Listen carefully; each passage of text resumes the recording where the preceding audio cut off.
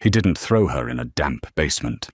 He gave her the master guest suite with a panoramic view of the Pacific, a king-sized mattress, and a heavy oak door that only locked from the outside. Vincent Cole thought captivity would break his assistant. He expected tears. He expected desperate begging. What he didn't expect was Morrigan Willis organizing the suite's bookshelf by genre, auditing his financial ledgers with a stolen red pen, and looking at him, not like a monster, but like a man who was deeply, pathetically lost. The deadbolt engaged with a heavy metallic thud that vibrated through the floorboards. Morrigan Willis stood in the center of the room, her sensible beige trench coat still buttoned to her collar. She didn't rush the door. She didn't bang her fists against the polished wood. She simply watched the brass handle settle into its locked position, listening to the heavy, uneven footsteps of Vincent Cole receding down the hallway. The room was absurd. It smelled of lemon polish and expensive linen.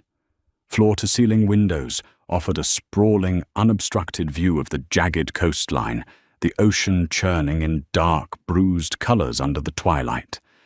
There was a sitting area with plush velvet chairs, an ensuite bathroom, clad in slate-grey marble, and a bed large enough to sleep four comfortably. It was a gilded cage, but a cage nonetheless. 3 years. Morrigan had managed Vincent's life for 3 years.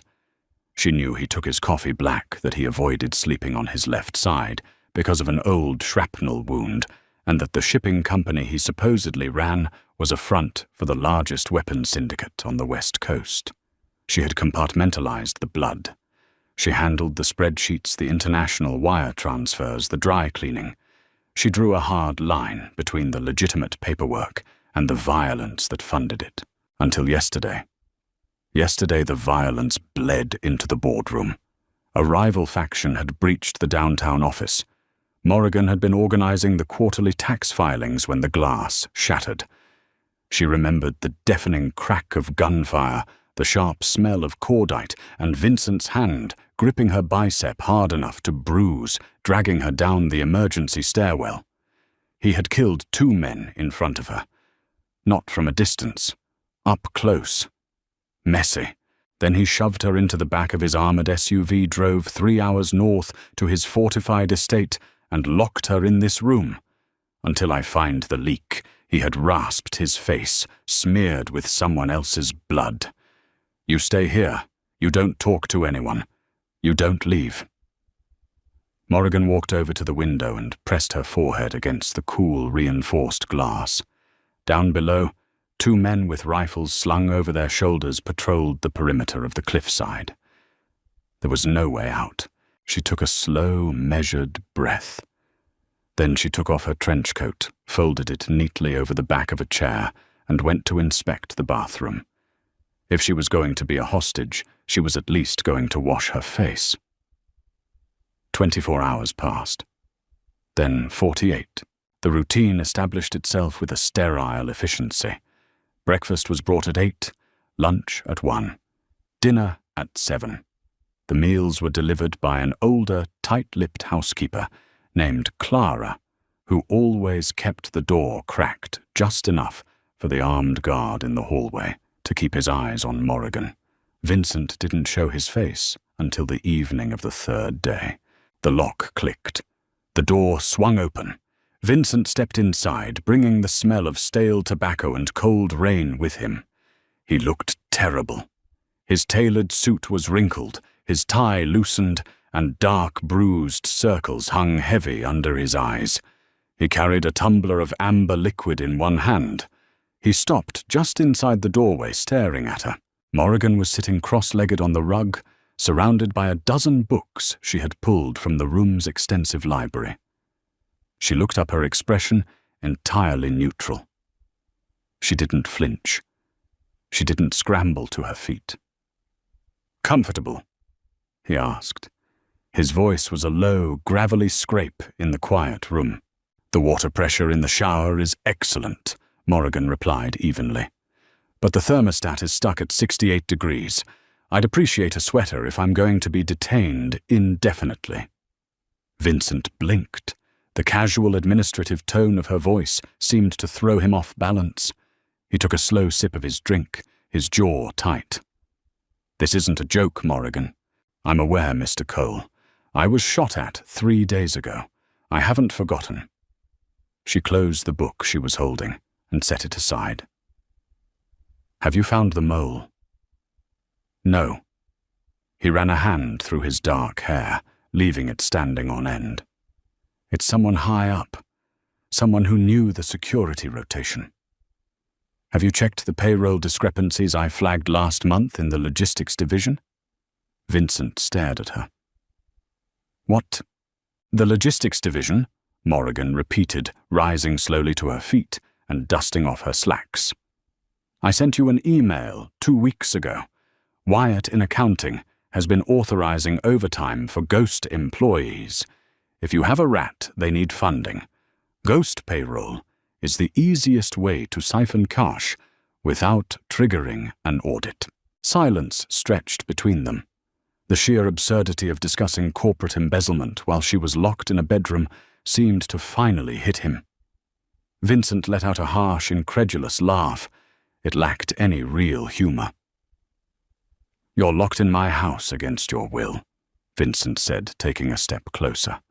The sheer physical size of him usually intimidated people into silence. "You watched me put a bullet in a man's throat. And you want to talk about accounting discrepancies?" Morrigan held his gaze. She saw the exhaustion eating at the edges of his control.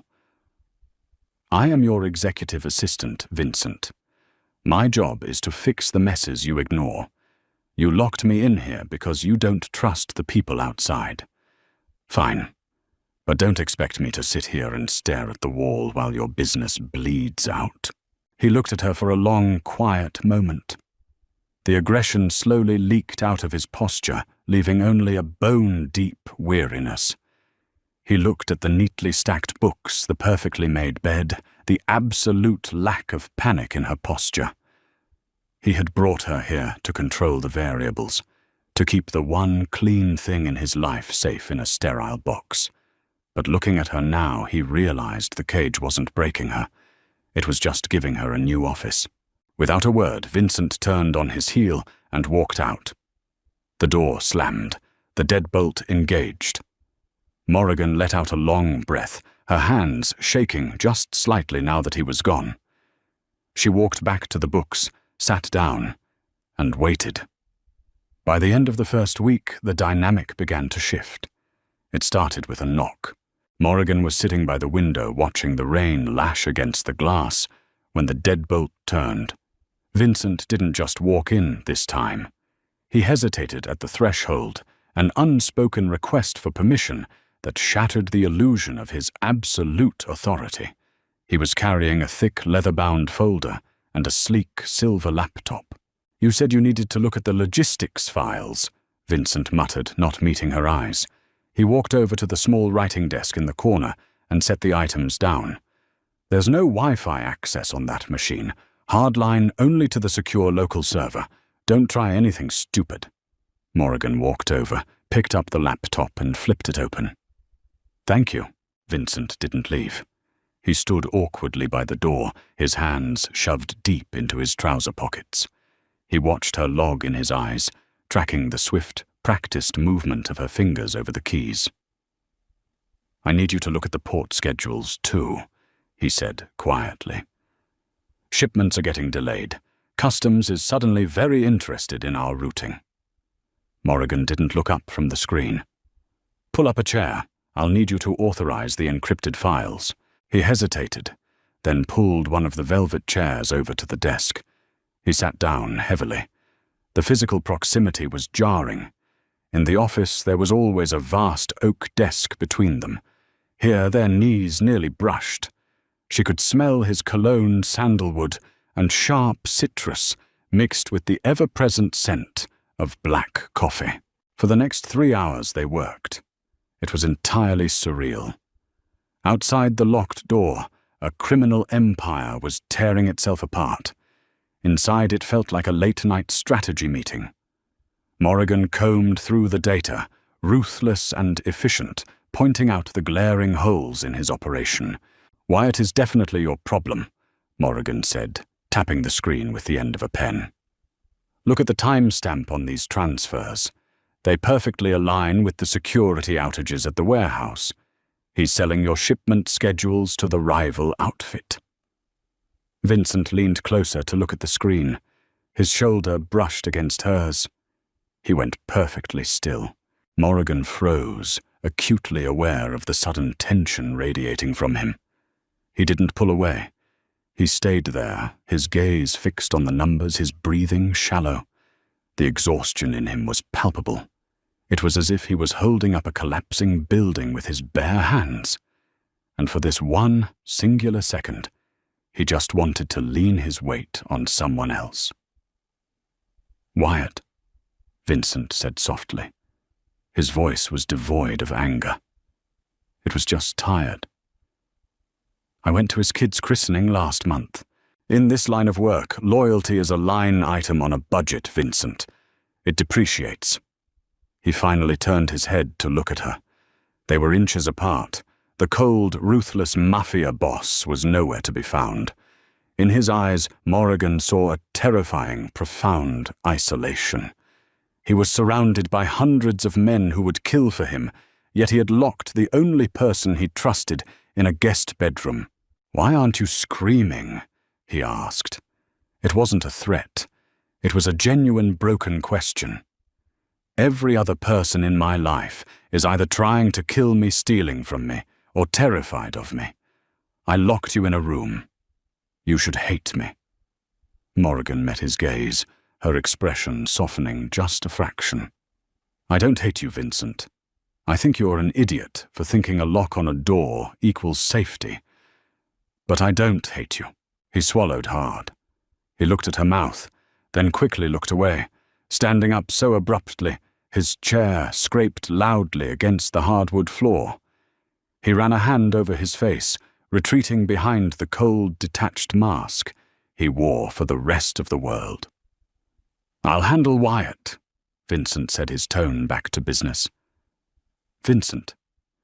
He stopped at the door, his hand on the brass knob. "Don't do it yourself," she said quietly. "You haven't slept in days. You're making mistakes." He didn't answer. He just opened the door and walked out, locking her in once again. But this time, the heavy thud of the deadbolt didn't sound like a trap snapping shut. It sounded like a man trying to lock the rest of the world out. The next day, Vincent didn't visit. Nor the day after. Morrigan worked through the remaining files on the laptop. She reorganized his offshore accounts, patched the holes in the supply chain, and waited. The silence of the mansion grew heavier. Clara, the housekeeper, brought meals, but refused to make eye contact. The guards outside the window seemed more agitated, their patrols tighter, their weapons unslung. Something was wrong. Morrigan felt the first real spike of fear since she had arrived. Not fear of Vincent, fear for him. She hated herself for it. He was a criminal. He was her captor. But she had seen the man beneath the armor, the man who looked at spreadsheets to avoid looking at his own ghosts. On the fourth night since she had found the leak, the storm rolled in. Thunder rattled the reinforced glass of the suite. The wind howled off the Pacific, masking the sounds of the house. Morrigan was lying in bed, staring at the ceiling, sleep entirely elusive. At 2:15 a.m., the deadbolt slid back with a sharp clack. Morrigan sat up instantly, pulling the duvet to her chest. The door opened. Vincent stood in the frame, backlit by the dim hallway lights. He wasn't wearing a suit jacket. His white dress shirt was completely soaked through with rain, and a massive, blossoming stain of dark, wet crimson covered his entire left side. He didn't say a word. He took one step into the room, his knee buckled, and he collapsed heavily against the doorframe, sliding down the wood until he hit the floor with a wet thud. Morrigan didn't scream. The panic spiked in her chest, sharp and cold, But 3 years of handling Vincent Cole's catastrophes kicked in before the fear could paralyze her. She threw off the covers, her bare feet slapping against the cold hardwood as she sprinted to him. "Vincent!" She dropped to her knees beside him. He was breathing in shallow, ragged gasps. His skin was the color of old parchment, slick with rain and sweat. His right hand was clamped desperately over his left ribs, blood welling up between his fingers and dripping onto the expensive rug. "Wyatt! Had friends!" Vincent ground out his head, rolling back against the door. A bitter, bloody smile twisted his lips. "You were right. I made a mistake." "Shut up!" Morrigan snapped her voice, trembling but authoritative. "Move your hand." "It's messy, Morrigan. I said move it." She pried his rigid fingers away. The fabric of his shirt was torn, revealing a jagged, ugly bullet graze along his ribs. It was deep bleeding profusely, but it didn't look like it had hit center mass. "You need a doctor," she said, already pulling the ruined fabric back to apply pressure with her bare hands. The heat of his blood was shocking. It coated her palms, sticky and vital. "No doctors!" he gasped, grabbing her wrist with surprising strength. His eyes, usually so cold and calculated, were wide and blown out with pain. "No hospitals.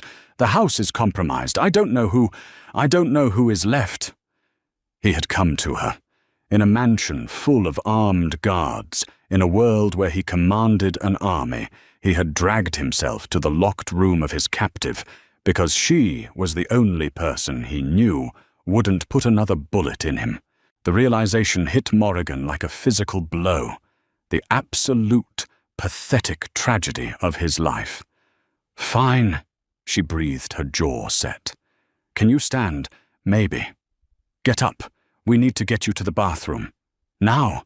It took agonizing minutes. She hauled his heavy arm over her shoulder, bearing a terrifying amount of his weight as he staggered across the room.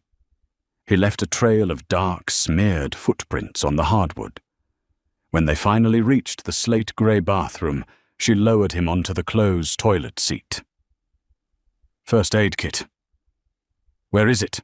she demanded, tearing through the pristine cabinets. "Bottom drawer. Left side." He mumbled his chin, dropping to his chest. She found it.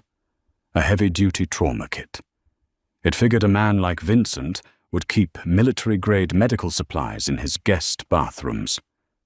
She ripped it open, pulling out gauze iodine medical shares and a suture kit. "Take the shirt off," she ordered, turning back to him. He tried, but his left arm was useless. Morrigan didn't hesitate. She took the shears and cut the expensive silk shirt down the middle, peeling the ruined fabric away from his skin. His torso was a map of old violence. Scars crisscrossed his chest, and stomach faded white lines of knives, puckered divots of old bullet wounds. The new wound was a raw, bleeding trench along his ribcage. "This is going to hurt," Morrigan said, opening the bottle of iodine. Vincent looked up at her through half-closed eyes. "I know."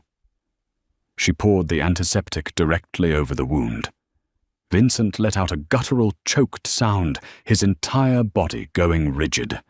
His good hand shot out and gripped her hip, his fingers digging into her skin like a vice as he rode out the blinding pain. Morrigan held her breath, refusing to pull away, letting him anchor himself to her. "Breathe, Vincent," she murmured softly, her tone entirely different from the sharp assistant she played. It was maternal, deeply human. "Just breathe. It's clean. I have to stitch it." She prepared the needle and thread with hands that shook violently. She wasn't a nurse. She was an administrator. But necessity was a brutal teacher. She knelt between his legs to get the right angle. "Look at me," she commanded. He lifted his heavy gaze to hers. "Keep looking at me. Don't look at the needle." She pushed the curved needle through his flesh, Vincent's breath hitched his grip on her hip, tightening to the point of bruising, but he didn't look away from her eyes. The silence in the bathroom was heavy, broken only by the storm outside and his ragged breathing. With every stitch, the barrier between them dissolved. The Mafia boss and the assistant, the captor and the captive. It all washed down the drain with the bloody water.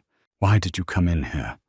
Morrigan asked quietly, her voice barely above a whisper, as she tied off the third knot. "Because," Vincent rasped his eyes, dark and feverish, searching her face as if memorizing it. "If I was going to die tonight, I wanted the last thing I saw to be the only real thing in my life." Morrigan's hand stilled. Her heart, which she had kept locked behind ribs of steel for 3 years, gave a painful, treacherous thump. She looked down at his chest at the messy amateur stitches she had just sewn into his skin. She cut the thread, grabbed a thick part of gauze, and taped it tightly over the wound. "You're not a-dying tonight," she said, her voice thick with an emotion she refused to name. She stood up, grabbed a clean towel, and began wiping the blood from his chest, his arms, his neck. Her touch was gentle, wiping away the violence, leaving only the exhausted man underneath. Vincent let his head fall back against the cold tile wall, his eyes slipping shut. "Morrigan," he whispered into the quiet room. "What? The door is unlocked." She paused, the bloody towel in her hands. She looked toward the bedroom, out into the dark hallway. The path to the stairs to the front door to freedom was wide open. The guards were either dead or fled. He was bleeding and weak. He couldn't stop her. She looked back at Vincent. He was watching her now, his expression completely exposed. He wasn't testing her. He was giving her a choice. Morrigan threw the bloody towel into the sink. She walked out of the bathroom, crossed the bedroom, and went to the heavy oak door. She stood there for a long time, looking out into the dark, empty hallway. Then she reached out, closed the door, and engaged the deadbolt from the inside. She walked back to the bathroom. Vincent was staring at her, a look of profound, devastating shock on his face. "Get up," Morrigan said softly, offering him her hand. "Let's get you to bed." The fever broke just before dawn, leaving the room smelling of cold sweat, stale copper, and rain. Vincent opened his eyes. The ceiling was unfamiliar for a fractured second before the deep, throbbing agony in his ribcage grounded him in reality. He was lying on his back in the center of the massive king bed. The heavy duvet had been pulled up to his waist. His left side was a block of radiating heat, taped tightly with thick white gauze. He turned his head, the muscles in his neck protesting the movement. Morrigan was sitting at the writing desk. She hadn't slept. She was wearing the same slacks and beige blouse from the night before, though the cuffs were rolled up to her elbows, stained with dried, rust-colored flakes of his blood. The silver laptop was open, casting a pale, clinical light across her exhausted features. Next to it sat his encrypted satellite phone. She wasn't looking at him. She was typing with rhythmic, punishing speed. Vincent tried to push himself up on his right elbow, but his breath hitched a sharp hiss, escaping his teeth as the stitches pulled taut. The typing stopped instantly. Morrigan turned her head. Her eyes were dark, shadowed with exhaustion, but completely alert. She stood up, grabbed a glass of water from the desk, and walked over to the edge of the bed. She didn't ask how he felt. She didn't offer a gentle bedside platitude. She just held the glass out. "Drink," she ordered. Vincent took the glass with a shaky hand. The water was lukewarm, but it felt like gravel going down his dry throat. He drained it and handed the glass back. He looked past her toward the heavy oak door. The deadbolt was still engaged. "You stayed!" He rasped, his voice raw and gravelly. "Don't flatter yourself," Morrigan said, setting the glass on the nightstand. It was pouring rain, I don't know the access codes to the front gate, and the last time I walked out of a building, unescorted, someone shot through the windows. Staying seemed like the statistical safest bet. It was a lie. They both knew it. Vincent looked at the dried blood on her hands. The blood she had scrubbed off his chest, the wound she had sewn shut while he bled over the bathroom tiles. He closed his eyes, leaning his head back against the pillows, a heavy, unfamiliar weight settling in his chest. It wasn't pain. It was gratitude, sharp and uncomfortable. The house. Vincent started forcing his eyes open. Who is on the perimeter? No one you can trust, Morrigan answered bluntly. She walked back to the desk and picked up the satellite phone. Wyatt wasn't acting alone. The men on the night rotation were his hires. I locked down the security feeds from the main server 3 hours ago. They've been trying to bypass the electronic locks on this wing since 4 a.m. Vincent's blood ran cold. He tried to sit up again, ignoring the searing pain, his hand instinctively reaching for the empty holster that usually rested on his hip. He was trapped in his own house, incapacitated, with a mutiny happening in the hallways. "Passcode," Morrigan demanded, holding the heavy black phone toward him. He stared at her. "What?" "The phone, Vincent. Give me the passcode. Unless you plan on bleeding out while trying to shoot your way down the main staircase, you need to call someone who isn't currently on the payroll of a dead man." He hesitated. That phone was the central nervous system of his entire operation. It held the numbers of fixers, offshore bankers, and men who made bodies disappear. Handing it over was a complete surrender of his empire. He looked at Morrigan. She stood there unimpressed by his hesitation, a small bloody smudge on her left cheekbone. 7409, he said. Morrigan punched the numbers in. The screen glowed green. "Who is your most reliable lieutenant? And don't say Wyatt." "Daniel," Vincent answered, sinking back into the mattress, thoroughly defeated by his own weakness. "Speed dial 2. Morrigan pressed the button and put the phone on speaker, setting it gently on the edge of the mattress between them. It rang twice before a deep, gravelly voice answered. "Boss, it's 4 in the fucking morning. Tell me someone is dead." "Daniel, it's Morrigan Willis."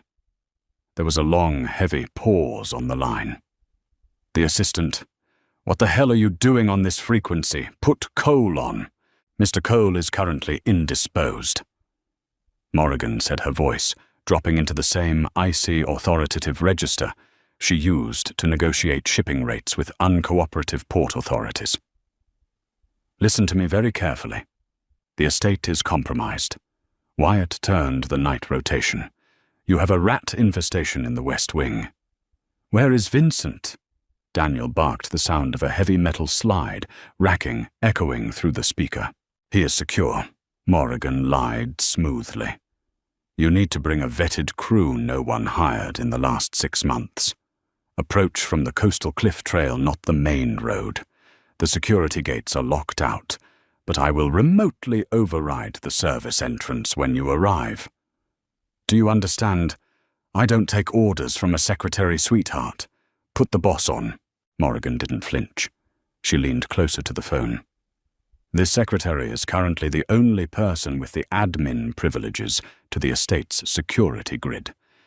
If you want to walk into a crossfire blind, be my guest. Otherwise, you will do exactly as I say.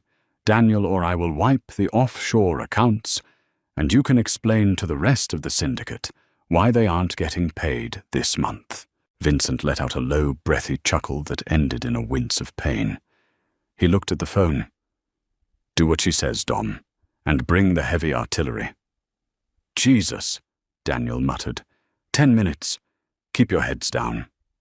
The line went dead. Morrigan picked up the phone, her hands trembling just slightly, now that the adrenaline of the confrontation was fading.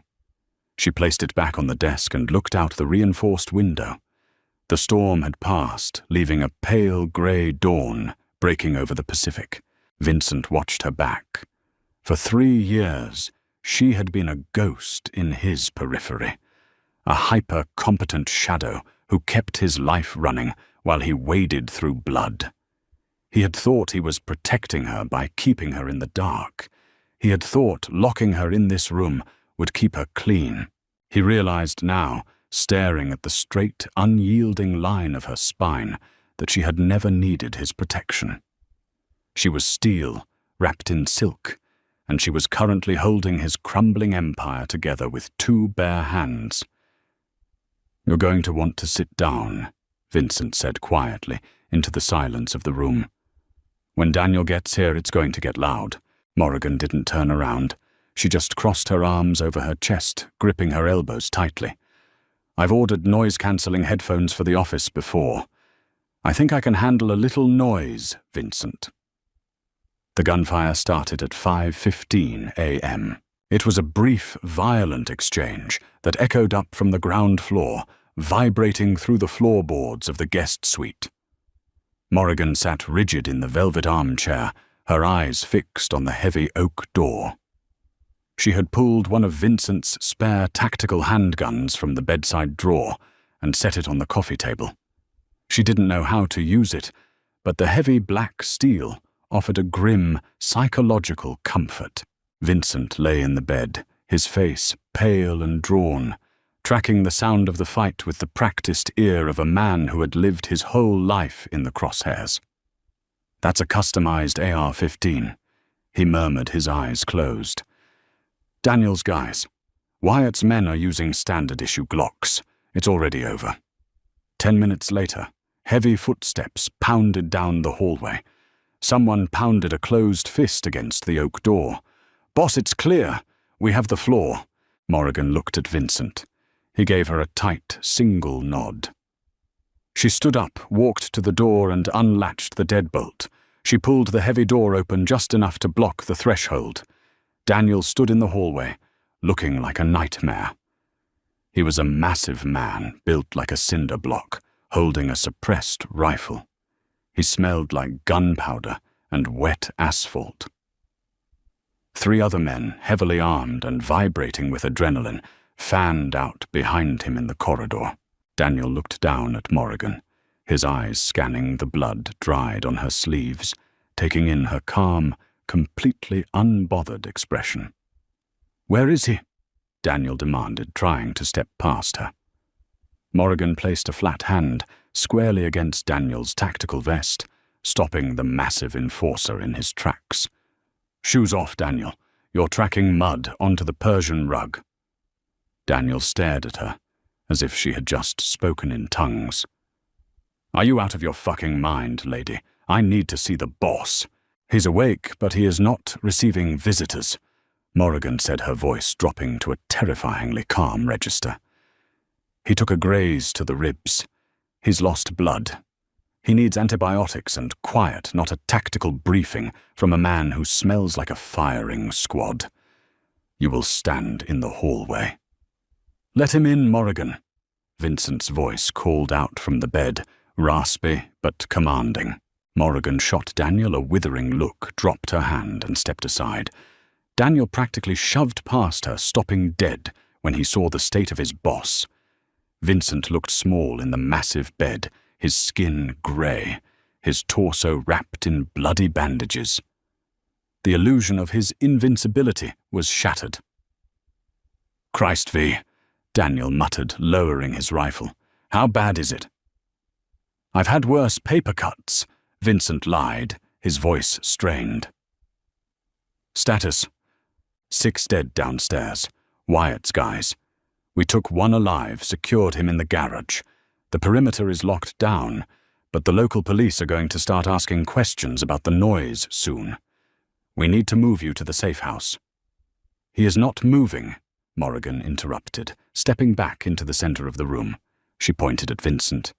"He has 30 crude stitches holding his side together. If you put him in the back of a bouncing SUV, he will hemorrhage. He stays here until he's stabilized." Daniel wheeled on her, his temper flaring.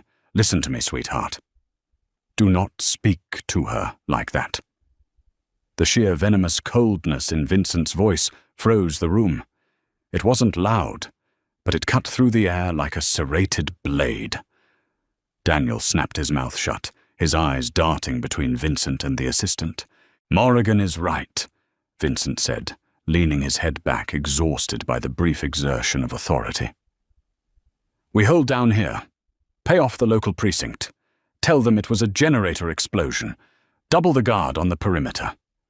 No one goes in or out without her authorization." Daniel blinked, visibly struggling to process the command. "Her authorization, boss, with all due respect, she's a civilian. She organizes your calendar." "She saved my life," Vincent corrected softly, his eyes locking onto Morrigan's. "And right now, she's the only person in this house I know isn't trying to put me in the ground. You run everything through her. Understood?" Daniel looked at Morrigan, a new grudging respect dawning in his hard eyes. He gave a sharp nod. "Understood." He turned on his heel. "I'll get the cleanup crew started downstairs." When the door clicked shut behind the enforcer, the heavy, oppressive silence rushed back into the room. Morrigan stood in the center of the rug, her hands shoved deep into her pockets to hide their shaking. The adrenaline was crashing hard. She felt dizzy. She had just stared down a cartel enforcer and lived. She had just been given the keys to a criminal empire. "Come here," Vincent said quietly. She hesitated, then walked slowly to the edge of the bed. She didn't sit down.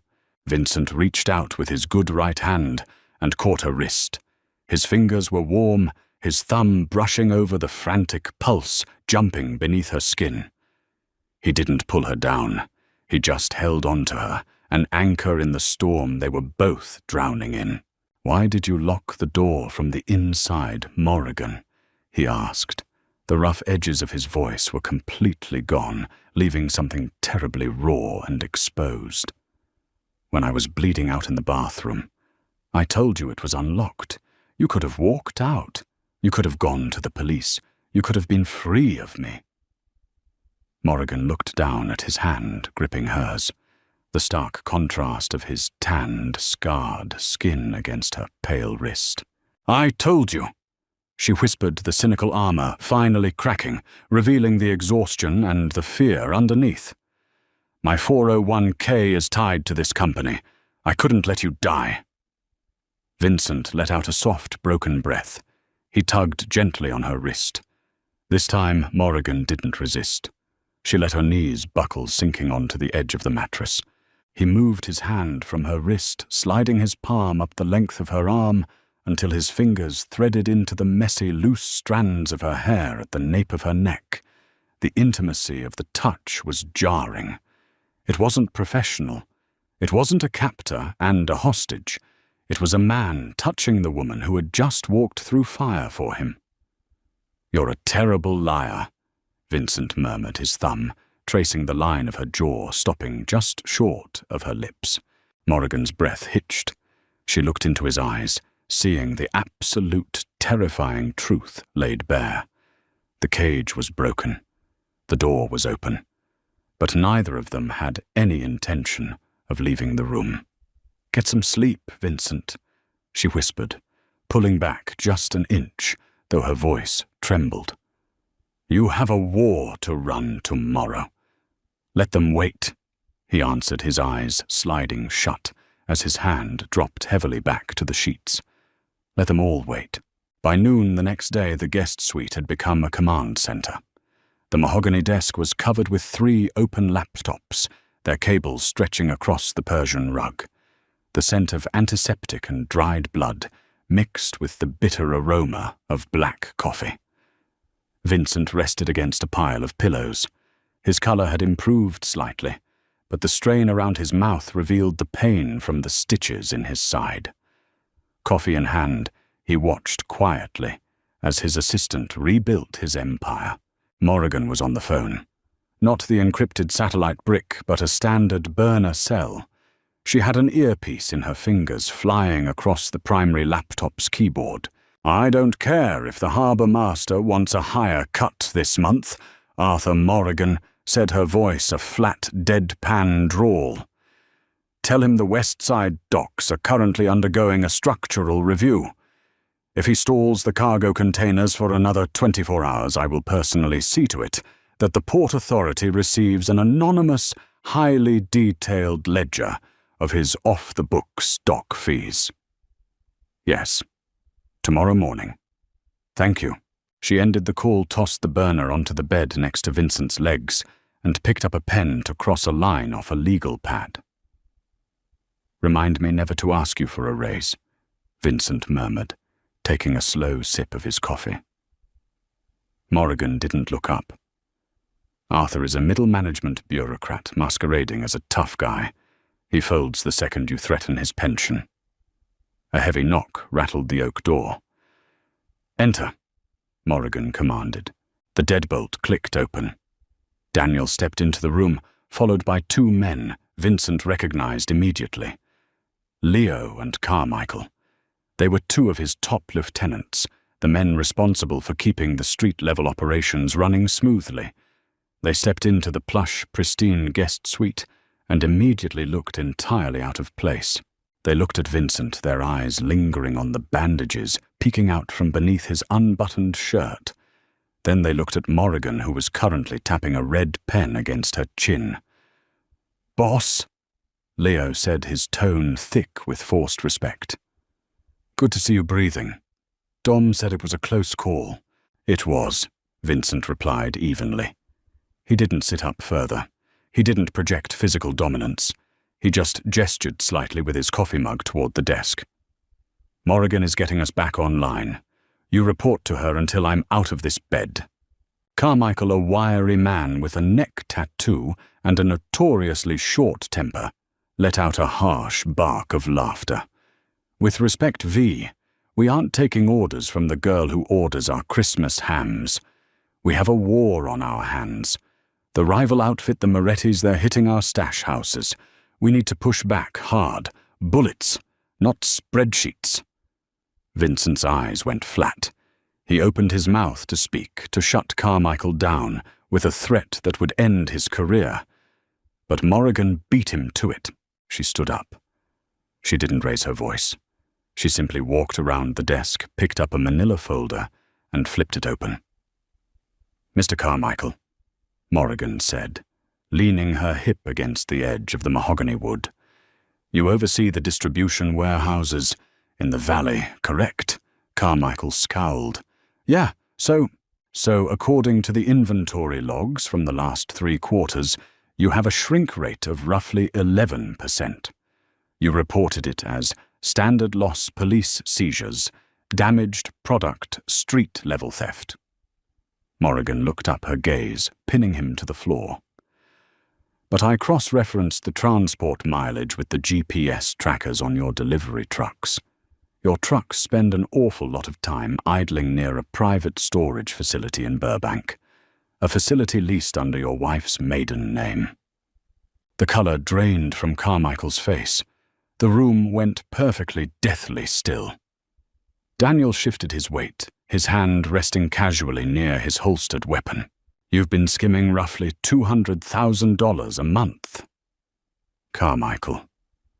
Morrigan continued, her voice light, conversational. "Now, I haven't told Vincent about this yet, mostly because he's recovering from a gunshot wound, and I didn't want to stress his heart with the knowledge that one of his most trusted lieutenants is a thief." She closed the folder with a sharp snap. "So here is how this is going to work," Morrigan said. "You are going to take your men, and you are going to reinforce the southern stash houses. You will not fire a single bullet unless fired upon. You will hold the line, and at the end of the month, you will deposit $600,000 into the syndicate's primary holding account to repay what you stole. If you do this, I will lose this folder. If you don't, I will hand it to Daniel." She looked at the massive enforcer. "Daniel, what is the standard penalty for stealing from the boss? 2 broken kneecaps and a shallow grave in the desert. Miss Willis." Daniel answered smoothly, a terrifying grin spreading across his scarred face. Morrigan looked back at Carmichael. "Are we understood?" Carmichael swallowed hard, his Adam's apple bobbing. He looked at Vincent. Vincent simply raised his eyebrows, taking another slow sip of his coffee, completely content to let the execution happen. "Understood," Carmichael choked out.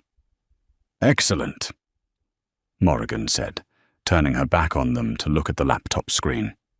"Dismissed." The three men filed out of the room. The door clicked shut. The deadbolt engaged. Silence fell over the suite, broken only by the hum of the hard drives. Morrigan braced her hands on the edge of the desk, dropping her head, letting out a long, shaky exhale. Her shoulders trembled slightly beneath her beige blouse. Vincent watched her. The amusement faded from his eyes, replaced by something infinitely heavier. He set his coffee mug on the nightstand and pushed himself upright, ignoring the sharp protest of his ribs. "You knew," Vincent said quietly. Morrigan turned her head. "Knew what?" "You knew about Carmichael's skimming before today. You've been sitting on that leverage." "I audit the books, Vincent." "Of course I knew." She rubbed her temples, looking suddenly very tired. "I was going to put it in your quarterly brief next week. I didn't expect to have to weaponize it in your guest bedroom." Vincent swung his legs over the edge of the bed. He was wearing loose grey sweatpants, his chest bare save for the thick white bandages. He stood up. He swayed for a second, his equilibrium shot, but he locked his knees and stayed upright. "Vincent, sit down." Morrigan snapped her administrative authority, instantly returning. He ignored her. He walked across the room, his bare feet silent on the rug, until he was standing directly in front of her. He reached out and gently took the red pen out of her hand, tossing it onto the desk. "You are terrifying," he said. It wasn't an insult. It was a profound, deeply felt compliment. "I'm an accountant," she corrected, refusing to look him in the eye.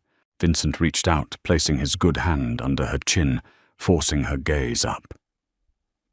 "You just castrated a cartel lieutenant with a manila folder. Don't lie to me, Morrigan. Not anymore. You belong in this world just as much as I do."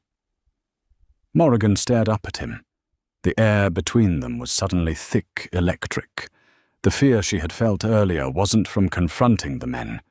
It was the terrifying realization of how easily she had adapted to the darkness, how much she had enjoyed putting the knife in.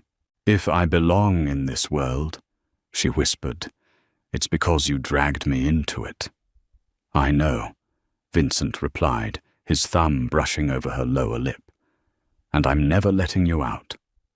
By nightfall, the adrenaline that had sustained Vincent through the afternoon vanished, leaving behind a restless, pacing energy.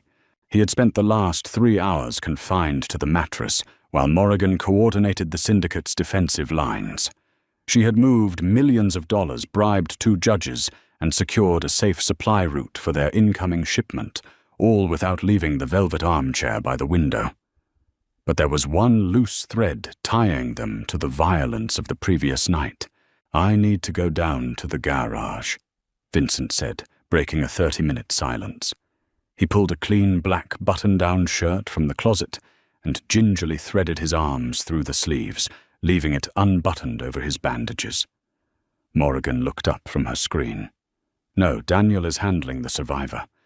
Daniel has been hitting the guy with a wrench for 6 hours and hasn't gotten a single actionable piece of intel on the Morettis," Vincent said, grabbing his gun from the bedside table and checking the chamber. "The guy is a zealot. Pain won't break him. I have to do it." Morrigan closed her laptop. She looked at his pale, sweating face, the slight tremor in his hand, as he holstered the weapon at his hip. "You can barely stand," she said flatly. "Then I'll lean on the walls." He walked toward the door. As he reached for the knob, Morrigan stepped in front of him. She didn't argue. She just wrapped her arm securely around his waist, wedging her shoulder under his good arm. Vincent looked down at her.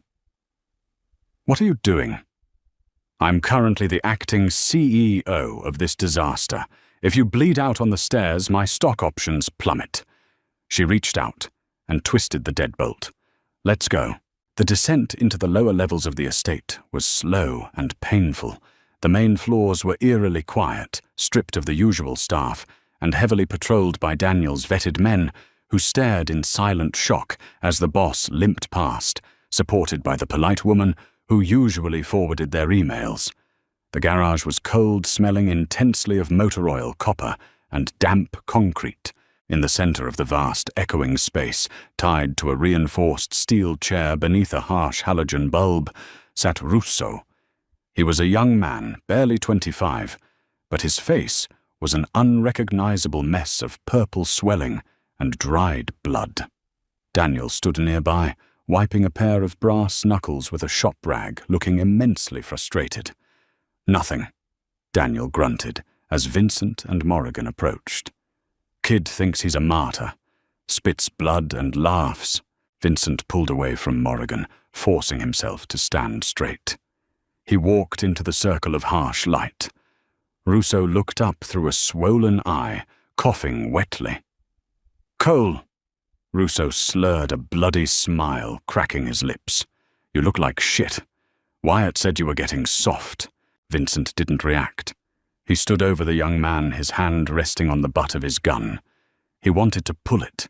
He wanted to put a bullet in the kid's kneecap and listen to him scream until he gave up the Moretti family's staging ground. But the room was spinning slightly, his ribs burning like a hot iron. Before Vincent could draw his weapon, a sharp, authoritative voice cut through the damp air of the garage. "Daniel, turn on the overhead lights. The glare from that halogen is giving me a migraine." Russo blinked, trying to focus on the edge of the shadows. Morrigan stepped into the light. She was holding an iPad she had grabbed from the security desk on their way down. She looked entirely bored. "Who the fuck is the librarian?" Russo spat. Morrigan ignored him. She stopped next to Vincent, tapped the screen of the tablet and began to read. "Anthony Russo, born 1999. No prior convictions, which is impressive given your chosen profession." Morrigan scrolled down. "Ah, here it is. Your mother, Maria Russo, is currently residing at the Shady Pines Assisted Living Facility in Scottsdale, Arizona. A very expensive private care home, memory care unit. $7,000 a month." Russo's bloody smile vanished. He strained against the zip ties holding his wrists to the chair. "Don't you talk about my mother, you bitch." Morrigan didn't even blink. "The payments are made from a blind trust, routed through a shell company in Delaware. A shell company that I currently have administrative access to." She tapped the screen again. "Furthermore, your younger sister Elena is currently in her sophomore year at NYU. Her tuition is paid in full every semester via a cashier's check drawn from a very specific offshore account." Morrigan looked up from the tablet, her eyes locking onto Russo's. They were completely devoid of pity. "An account that I froze approximately 4 minutes ago." "You can't do that!" Russo breathed the defiance leaking out of him like air from a slashed tire. "I already did," Morrigan said softly. "I'm going to ask you a question, Anthony. If I don't like the answer, I press one button. Your mother's trust is liquidated and seized by our syndicate. She will be evicted from the memory care unit by tomorrow afternoon. Next, I flag your sister's tuition payments to the IRS as suspected money laundering. She'll be expelled, her assets frozen, and she will likely face federal charges." The silence in the garage was absolute. Daniel stared at Morrigan, his jaw slightly unhinged. Vincent stood perfectly still, watching her dismantle a hardened killer with nothing but a Wi-Fi connection and a horrifying lack of empathy. Russo began to hyperventilate, The pain of the beating hadn't broken him. The prospect of death hadn't broken him. But the sudden clinical destruction of the people he was dying to protect shattered him completely. "Please," Russo choked out a sob breaking in his throat. "Please, man, don't do that. She's got dementia. She doesn't know what's happening." "Where are the Morettis staging their hit squad?" Morrigan asked, her voice an icy, immovable wall. "The old canning factory," Russo wept, his head dropping forward. "Pier 47. They have 30 men down there. They're waiting for the signal to move on the estate."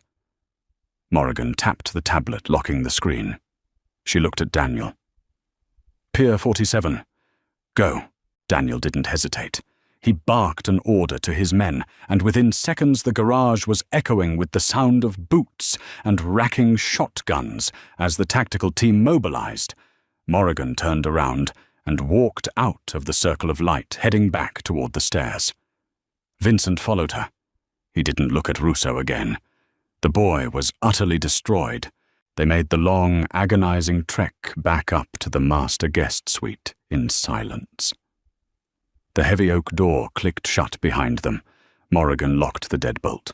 She walked over to the desk, set the tablet down, and finally stopped moving. She stood there, her back to Vincent, her hands gripping the edges of the wood so tightly her knuckles were white. Vincent walked up behind her. He didn't touch her, but he stood close enough that she could feel the heat radiating from his body. "You didn't actually freeze the accounts," Vincent stated quietly. "No." Morrigan whispered, her voice trembling violently now that the performance was over. "But I would have." She turned around to face him. A single tear tracked down her pale cheek, a physical manifestation of the line she had just crossed.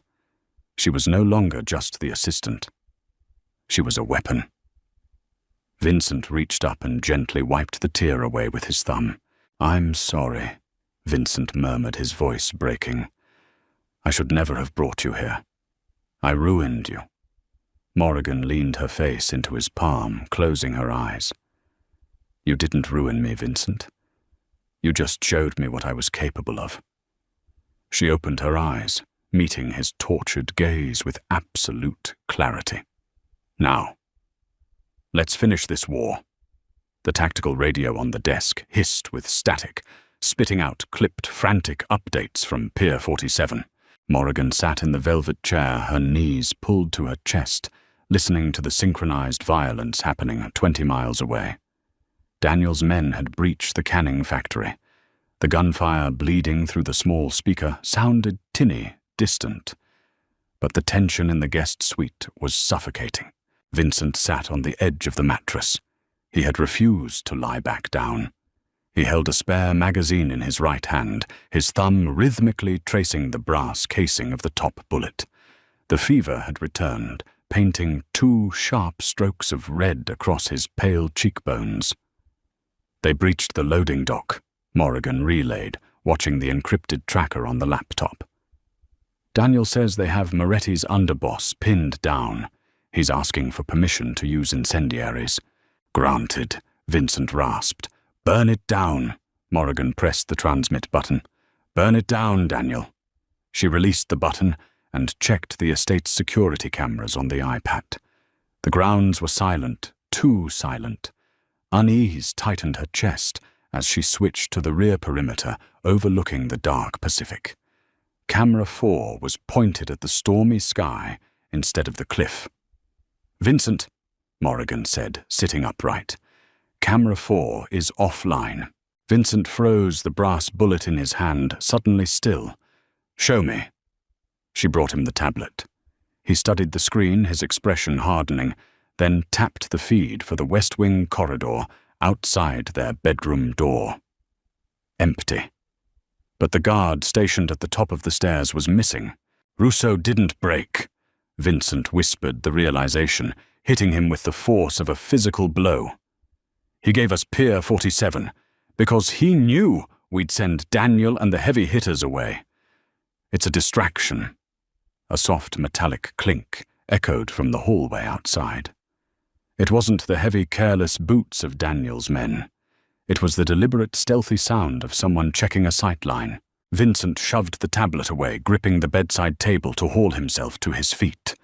A fresh bloom of red seeped through the white bandages at his side. He ignored it, chambering around in his Glock with a sharp, terrifying crack. "Get in the bathroom. Lock the door," he ordered. The exhaustion was completely gone from his voice, replaced by the lethal, cold-blooded instinct that had kept him alive in this world for a decade. The bathroom door is hollow core. Morrigan fired back, her heart hammering against her ribs. She didn't retreat. She walked to the desk, grabbed the spare tactical handgun he had left there earlier, and wrapped both hands around the textured grip. It was incredibly heavy. The bedroom door is solid oak, reinforced with steel. It's the only thing that's going to hold. Morrigan put the gun down. "You don't know how to shoot under pressure." "Then you better give me a crash course, right now." Footsteps stopped right outside their door. A shadow blocked the sliver of light beneath the threshold. Vincent moved with agonizing slowness, pressing his back against the wall next to the doorframe. He leveled his weapon at the wood. He looked at Morrigan, standing 10 feet away in the center of the room, her stance wide, the gun pointed directly at the brass handle. She was terrified. Her knuckles were white, but the barrel of the gun didn't waver a single millimeter. "Aim for the center of the mass," Vincent said quietly. "The recoil is going to snap your wrists up. Brace your elbows, squeeze the trigger. Don't pull it. Center mass, brace elbows, squeeze," she repeated mechanically. The handle jingled. Then a heavy, suppressed gunshot hit the locking mechanism. The wood splintered. The deadbolt, however, held fast. Whoever was on the other side cursed in Italian. "They're going to kick it," Vincent murmured. "Wait for the breach." Thud. The door groaned on its hinges. Thud. The steel frame began to buckle. The sheer force of the assault shook the floorboards. Morrigan swallowed the bile rising in her throat. 3 years of spreadsheets. 3 years of organizing galas and filtering phone calls. It all reduced to this singular violent point in time. Crack. The door violently swung open, rebounding off the wall. A man in black tactical gear stepped into the threshold, a suppressed submachine gun raised to his shoulder. He looked toward the bed first. It was a fatal mistake. Vincent fired twice. The shots were deafening in the enclosed space. The man jerked violently, falling backward into the hallway, but a second man immediately stepped over his body, swinging his weapon into the room. He tracked Vincent, recognizing the boss raising his barrel. Morrigan didn't think. The civilized, rational part of her brain completely shut down, overridden by a primal, desperate need to keep the man bleeding against the wall alive. She squeezed the trigger. The gun bucked violently in her hands. The concussive blast rattled her teeth. The bullet hit the second man squarely in the chest. He staggered his finger, tightening on his own trigger, spraying a frantic, uncontrolled burst of bullets into the ceiling plaster. Morrigan fired again. And a third time. The man collapsed in a heap of black canvas and blood. Silence crashed over the room. The air reeked of cordite and burnt metal. Morrigan stood frozen, the smoking gun trembling in her hands. Vincent lowered his weapon and looked at the 2 bodies in the doorway before sinking heavily against the wall. Morrigan dropped the gun and rushed to him, falling to her knees. Her shaking hands searched his chest for fresh wounds. "Did they hit you? Vincent, look at me. Did they hit you?" He caught her bloody, trembling hands in his. He was smiling. It was a ragged, exhausted, entirely genuine smile. "I'm fine," he breathed, pressing his forehead against hers. "I'm right here. You got them, Morrigan. You got them." She let out a choked, ragged breath, collapsing forward against his uninjured shoulder. She gripped the fabric of his shirt like a lifeline. He wrapped his arm around her, holding her tightly against his chest in the ruins of the master suite. The cage was broken. The door was blown wide open. But the rest of the world ceased to exist. By 8 a.m., the estate was secure.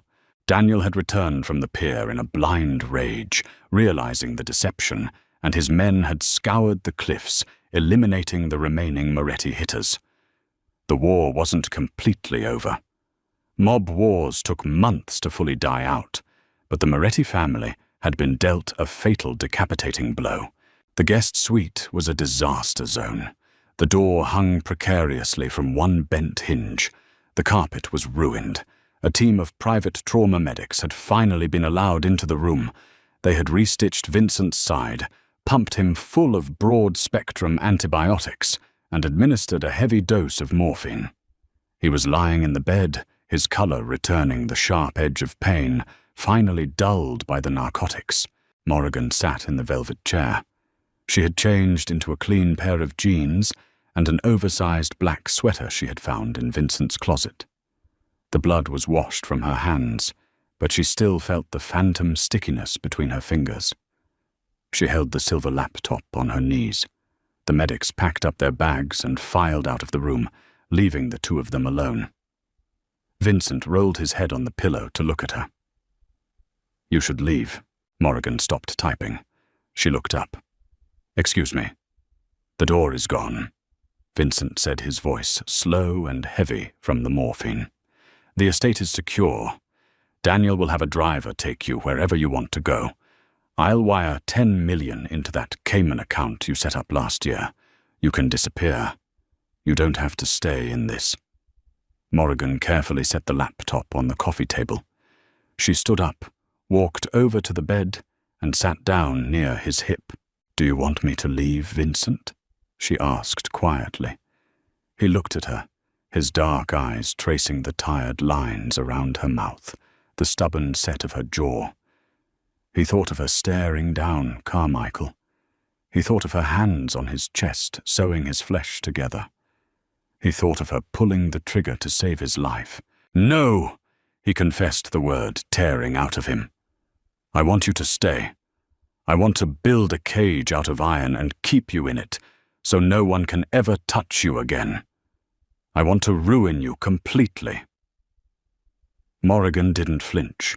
She reached out, sliding her hand into his hair, her fingers dragging lightly against his scalp. "You don't need a cage, Vincent," she said, her voice dropping to a low, intimate murmur. "Because I'm not a hostage anymore. And I'm not your assistant." He leaned into her touch. "Then what are you?" "I'm the one who holds the ledgers." She leaned down, her lips hovering just an inch above his. "I know where every dime is buried. I know the names of the men you bribe.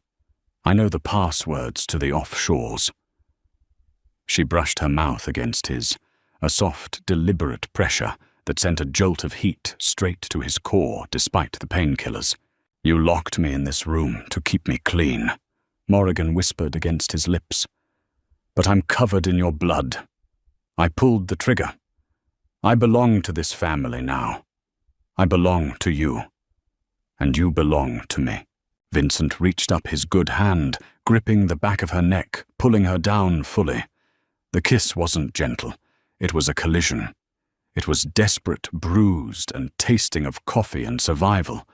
It was the sealing of a pact. He had thought he was the monster dragging her into the dark. He hadn't realized she was perfectly capable of navigating the shadows on her own. When they finally broke apart, both of them breathing heavily, Vincent let out a low, rough laugh. "Tomorrow," he said, tracing the line of her cheek, "we restructure the entire organization. No more middlemen. We consolidate." Morrigan smiled. It was a sharp, dangerous thing. She picked up his encrypted phone from the nightstand and placed it squarely in his palm, wrapping her fingers over his. "Rest today, Vincent," she ordered softly. "Tomorrow we take over the city, and that is how you rewrite the rules of power." Morrigan didn't just survive the cage, she took over the entire operation, proving that the deadliest weapon in a Mafia war isn't a gun, it's the woman who controls the money. If this gritty, intense dive into dark romance kept you on the edge of your seat, smash that like button right now. Share this story with your friends who love morally grey characters and unstoppable heroines. Don't forget to subscribe and hit the bell icon so you never miss our next deep dive storytelling session. Who would you trust with your empire? Let me know in the comments below.